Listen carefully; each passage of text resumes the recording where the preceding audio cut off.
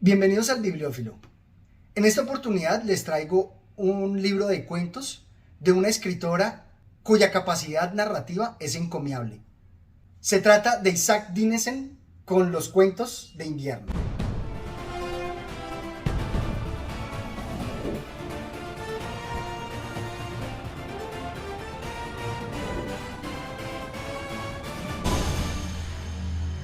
Me parece muy extraño que esta gran narradora no haya sido ganadora del Premio Nobel de Literatura, ya que en esta colección de cuentos pareciera evocar y destacar obras de los ganadores de los premios Nobel.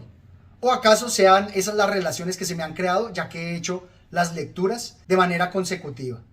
Voy a mostrarles cada una de las relaciones que se me presentaron. En primera instancia tenemos el cuento El joven del clavel. Y me parece que la relación con Imago de Carl Spitteler es clarísima, ya que nos presenta a un escritor joven que en sus conversaciones internas tiene el dilema de cómo enfrentarse a sus sueños de gloria, a su alter ego. Por eso nos dice así: bueno, dijo el Señor otra vez, haremos un trato. No te asignaré más aflicción que la que necesites para escribir tus libros. Ah, vaya, dijo Charlie. ¿Qué has dicho?, preguntó el Señor. ¿Quieres menos? No he dicho nada, dijo Charlie. Pero tendrás que escribir libros, dijo el Señor, porque soy yo quien lo quiere, no el público, y mucho menos los críticos, sino yo. Como les digo, está esa representación del alter ego del escritor que en sus conversaciones internas negocia con la gloria. En el video sobre Carl Spitteler también verán la relación con Søren Kierkegaard, el gran filósofo danés. Y también pueden ver el guiño que hace a Ewan Johnson sobre el uso de las palabras, porque nos dice así: en mi vida ha habido demasiadas palabras, no puedo recordar ahora por qué he hablado tanto. Solo al venir aquí y estar callado bajo la lluvia se me ha revelado la verdad de las cosas. En el siguiente cuento, El arca del dolor, nos va a presentar una leyenda, donde una madre demuestra todo el cariño por su hijo. Aquí estaría la relación con la madre de Máximo Gorki, e incluso con Justicia, de Władysław Stanisław Raymond. Esta mujer está dispuesta a morir por su hijo. ¿Nos sucederá alguna vez a usted o a mí que una mujer dé gustosamente la vida por nosotros? Y si llegara a ocurrir eso, ¿le haremos tan poco caso como para no renunciar a un dogma a cambio? La relación es directa, porque aquí nos muestra que el amor de madre sobrepasa incluso las ideologías o los dogmas. Asimismo, en un pasaje me parece encontrar también una pequeña crítica a, por ejemplo, lo que nos presentaba Pearl S. Buck en sus obras, donde ensalza lo oriental y en donde los chinos ven lo extranjero como mejor. Nos dice así: le felicitó porque no había aprendido a despreciar su tierra natal como hacían muchos jóvenes que viajaban a países extranjeros. En el siguiente cuento, la heroína nos habla de una mujer que, dadas las circunstancias, va a mostrar gran temple. Lo relaciono mucho con Madera de Héroe, de la obra que leímos de Delibes, donde se investigan todos los pormenores de la valentía y del heroísmo. Sin embargo, acá vamos a ver que no precisamente las apariencias o los hechos visibles van a estar direccionados por intenciones loables. Y aquí me recordó a La puta respetuosa de Jean-Paul Sartre, donde nos presenta los dilemas morales. Veamos este. Sí, un peligro peor aún para ellos, dijo Eloís, porque habrían sido capaces de obligarme a cumplir lo que el alemán me pedía. Me habrían obligado a hacer con tal de salvar sus vidas si él les hubiese consultado directamente o si les hubiese dejado opinar. Y después se habrían arrepentido toda su vida y se habrían considerado a sí mismos grandes pecadores. No estaban hechos a esa clase de cosas, ellos que jamás habían cometido una bajeza. Por eso daba pena verles tan asustados. Le confieso, amigo mío, que para esas personas habría sido preferible que las fusilaran a vivir con una mala conciencia. No estaban acostumbradas a eso, no habrían sabido vivir con esa carga. Me recordó mucho La puta respetuosa porque, hablando ella con el senador, decía en cómo ser tomada por el negro para ella no habría sido tan trascendental y costoso como para la situación actual en la cual el senador necesitaba salvar a un criminal de su familia donde sí representaba ese dilema moral, un gran sacrificio. En el siguiente cuento, el cuento del joven marinero, vamos a ver que nos va a presentar una reciprocidad de acciones. Pero lo que más me cautivó acá es la figura central de la viejecita, porque me recordó mucho El pirata de Sir Walter Scott, donde se nos presenta a la mujer y a la anciana con poderes sobrenaturales. Nos dice así: no nos eches ninguna maldición, Suniva, dijo tímidamente. Sabemos que puedes hacer muchas cosas cuando quieres. Aquí tienes un marco por la sangre que has derramado. Aquí vemos esa equivalencia de Suniva con Norma o Ula en El pirata. O también en uno de los pasajes me recuerda mucho a Ewin Johnson, mostrándonos la madurez, cómo el hombre se hace maduro al besar a una muchacha. Él mismo se daba cuenta como si madurase en ese tiempo y se volviese como los demás. No suplicaba su destino ni se quejaba. Aquí estaba él. Había matado a un hombre y había besado a una muchacha. No pedía nada más a la vida, ni la vida podía pedir nada más de él. La escritora tiene una gran capacidad narrativa. En el siguiente cuento, Las perlas, nos va a hablar de cómo los objetos van trascendiendo por el tiempo, recordándome mucho otros cuentos de Borges, como el de la moneda que está perdida en el desierto, y cómo esos objetos resultan tan importantes para la historia de los seres humanos. Dice así: algo de suma importancia, concluyó, había surgido en el mundo ahora y seguiría en él 100 años. Las perlas. Durante 100 años, un joven se las regalaría a su mujer y le contaría su propia historia sobre ellas, igual que Alexander se las había regalado a ella y le había contado la historia de su abuela. También me recuerda otro cuento, creo que era de algún francés, donde nos mostraba un peine y un reloj, y en cómo dar objetos, dar regalos, resulta de gran importancia, a pesar que después grandes paradojas no permitan que disfrutemos de esos regalos. Son invitaciones para que lean estos maravillosos cuentos.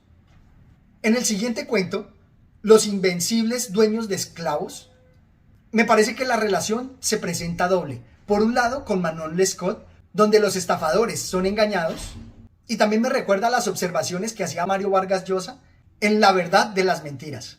Veamos a Manon Lescaut. Yo no le quiero, no se quiere a un crédulo, a un bobo. ¿Cómo se puede querer a quien se está engañando? Porque les estoy engañando a todos, Loti, así que no quiero a nadie, a nadie.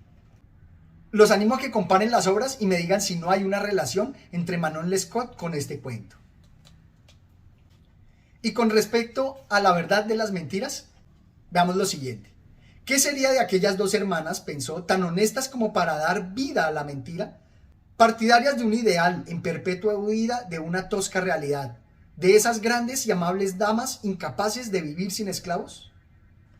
Pues ningún esclavo, pensó, podía suspirar y languidecer más desesperadamente por su emancipación de lo que suspiraban y languidecían ellas por su esclavo. Ni podía ser la libertad para los esclavos una condición más esencial de la existencia, el aliento vital mismo, como eran los esclavos para ellas. Aquí destaco no solamente en cómo ellas recrean una mentira, pero la viven con total verdad, así como nos lo presentaba Mario Vargas Llosa, como indispensable condición para que las obras de literatura tengan poder, tengan magia. También destaco aquí la importancia de la crítica, en donde él menciona la relación dialéctica que se da entre el amo y el esclavo, donde uno no puede vivir sin el otro. Luego vamos a tener el cuento El niño soñador, y la relación se me hace evidente con Don Quijote de la Mancha. Y me gusta todavía más porque nos destaca los sueños que ambos tienen, pero también muestra la diferencia en edad del viejo Quijote con el joven, este niño, pero ambos persiguiendo su ideal, persiguiendo su sueño, que al final se vuelve realidad. Jens tomó posesión de la mansión de Bregat y lo sometió no por la fuerza o el poder, sino con el don de ese personaje fascinante e irresistible, quizás el más fascinante e irresistible del mundo entero, el del soñador cuyos sueños se vuelven realidad. Y aquí también destaco lo que nos mostraba Pirandello en su obra El difunto Matías Pascal, donde la realidad materializó la creación de su ficción. En el pasaje que me recuerda mucho al Quijote, veamos este. Ahora nadie le necesitaría y se veía a sí mismo como un fenómeno, como un coloso de trapo. Pero pese a todo esto, al cabo del tiempo, reinó también entre los que seguían con vida, como ocurre siempre tras la desaparición de un idealista, una vaga sensación de alivio. Me gusta este pasaje porque me hace pensar si en la muerte del Quijote también dejó al mundo con alguna sensación de alivio, en no tener que verse mezclado en todas sus locuras. El siguiente cuento es Alcmene, y la relación se me hace manifiesta con Silas Marner, porque nos va a presentar una adopción y en la negación de un padre sustituto. Y el pasaje que destaco es por la relación directa que se nos da con las imágenes poéticas que nos presenta. Veamos esta. El párroco entró a la niña y la depositó en el suelo junto a la estufa. Estaba envuelta en una amplia capa.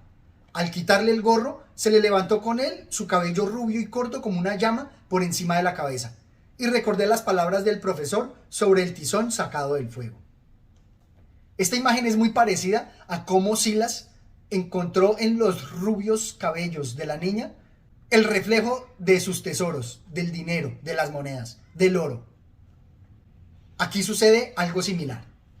En el siguiente cuento, El pez nos va a presentar, acaso, una reflexión histórica en cómo el destino se mueve por misteriosos caminos. ¿Acaso se podría decir que los caminos del Señor son inextricables? Lo que me recordó mucho al Peregrino Camanita de Karl Gerlach, donde nos mostraba cómo el destino mueve los hechos y a los seres humanos. Mi señor, dijo Sune ahora con gravedad, esto sé, que los acontecimientos guardan un significado acorde con el ánimo de los hombres a los que les suceden, y que ningún acontecimiento externo es idéntico para dos hombres. Vos sois mi rey y mi soberano, pero no mi penitente, así que no conozco vuestro interior. Me recordó mucho en el Peregrino Camanita el encuentro de Buda con el protagonista que lo busca. Lo encontró sin darse cuenta y también tuvo enseñanzas que solo con el devenir entendió completamente, pues en su interior tenía que reflexionar mucho sobre los hechos para darles el significado. Luego tenemos el cuento Peter y Rosa, que nos va a presentar una historia de amor que evoca la historia del Titanic, donde estos amantes van a recorrer el camino en el cual se van a unir y a compenetrar todavía más. Destaco un pasaje donde me presenta una reflexión similar a la de Elías Portolú, de Gracia de Leda, o a la tía Tula, de Miguel de Unamuno.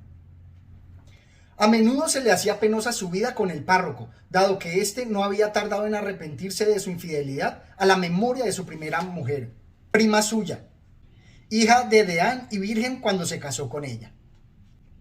Vean los videos que hice sobre esta obra para ver esa gran relación que se presenta. Y me gusta mucho en esta historia de amor es la representación de las imágenes del agua. Es una ensoñación, como Bachelard mencionaba, con los elementos, en este caso el agua. Dice así: se le empaparon los zapatos enseguida, al correr el agua le salpicaba la falda y la sensación de humedad universal la embriagaba. Qué grandes imágenes nos presenta y nos evoca a través de la ensoñación con el agua. Esa embriaguez que se da con el líquido. Finalmente tenemos el cuento Un cuento consolador, donde va a cerrar el ciclo trayendo los mismos personajes del primer cuento, del joven con el clavel, pero mostrándonos un gran dilema, una gran paradoja. Mi señor, dijo Fad, vos y yo, el rico y el pobre de este mundo, somos dos cofres cerrados, de los cuales el uno contiene la llave del otro. Me gusta esta gran paradoja que nos presenta porque así somos con el otro. Esa es la otrocidad. Los demás nos definen a nosotros, pero nosotros también influimos sobre los demás. Somos como esos dos cofres que tienen la llave el uno del otro. Algo así también como la vida conyugal, la vida de pareja. Me gusta especialmente cómo involucra la crítica literaria. Dice así: si no hay obra de arte que contemplar o que escuchar, no hay público. Eso está claro, supongo, incluso para ti, ¿no? En cuanto a la obra de arte, ¿existe un cuadro que no contempla a nadie o un libro que no es leído jamás? No, Eneas tiene que ser contemplado, tiene que ser leído. Y repito, por el mismo acto de ser contemplado o de ser leído, surge a la existencia ese ser formidable que es el espectador, el cual, suficientemente multiplicado, y necesitamos que se multiplique como miserables criaturas que somos, se convertirá en público. Por tanto, como ves, estamos a merced de él. Este pasaje me parece de gran profundidad porque nos muestra cómo la obra necesita al lector y el lector a la obra en esa relación o diálogo que se da. Esto es todo cuanto tenía por compartir con ustedes. Espero que se animen a leer esta maravillosa obra y hasta una próxima oportunidad. Gracias.